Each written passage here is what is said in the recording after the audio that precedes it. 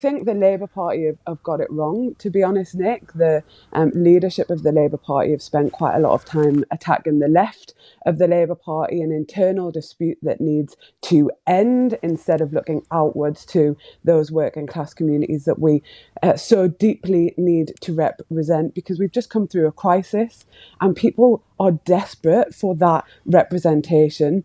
A crisis that you'll have experienced these feelings yourself. Mm-hmm. People were scared about the coronavirus. People are intensely scared about losing their jobs, about maintaining their wages. And I think there was a feeling that Keir Starmer, Angela Rayner, the rest of the leadership, that they were not ferocious enough in taking on this hard, right, relentless Tory government. And so in my view, we have to connect more deeply with those working class communities, deep organising, no lurch to the right. Nick, that is my overriding message to the leadership of the Labour Party.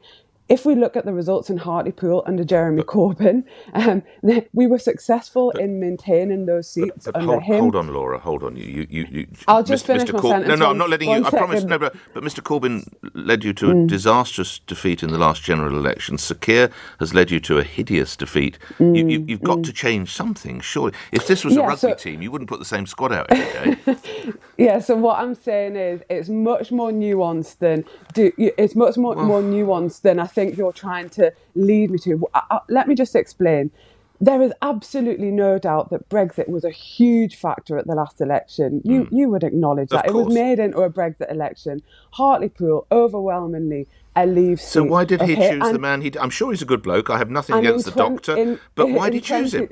In 2017, there was a commitment to respect the referendum result, and this is crucial, this is a crucial and a vision for how things can change. Do you think the Tories got a vision for how things can change?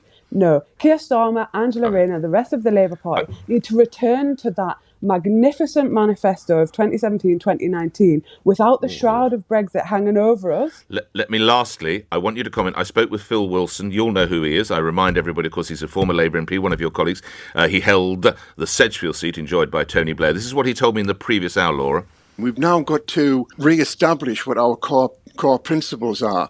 And I think that the Corbyn era, that really dented what Labour values with people in seats that are represented, where it wasn't just Jeremy Corbyn, it was the worldview.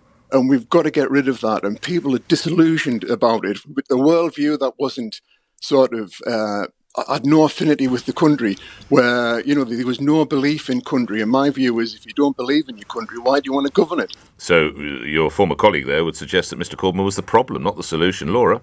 Yeah, he's just wrong, Nick. And, no... Bit of a division within the Labour Party at the moment, isn't there, Laura? Let's be candid with each other.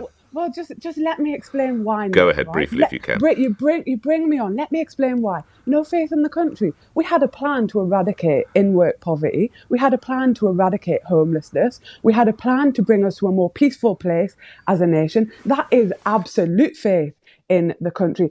It was shrouded in this deep division over whether we remain or leave in the EU. We no longer have that. So the Labour Party now must reorientate its priorities away from attacking the left, away from internal division, and to working class communities. OK. Grateful for your time, Laura. Thank you.